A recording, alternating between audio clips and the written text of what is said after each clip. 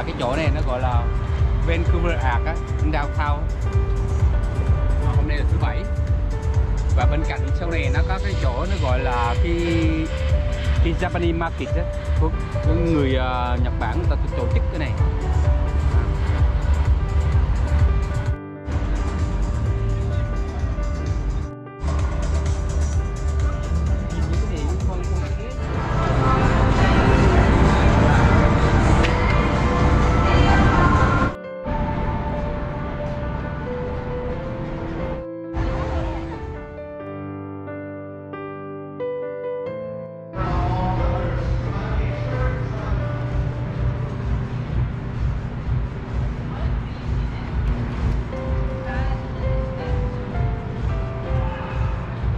Ở phía dưới này là nó có tổ chức cái lễ hội du lịch và thực phẩm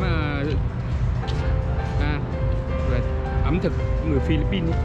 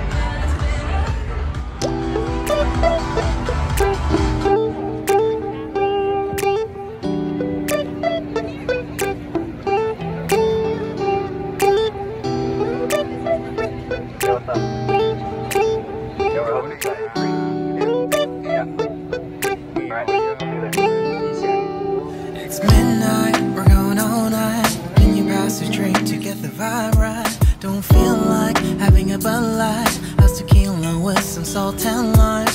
Oh my, am I alright? Thanks for asking, doing just fine.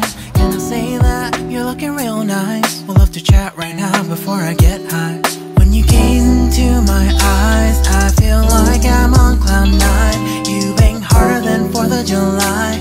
I think I can go all night, yeah. The way you bite your lips, blush and smile you give, you're just so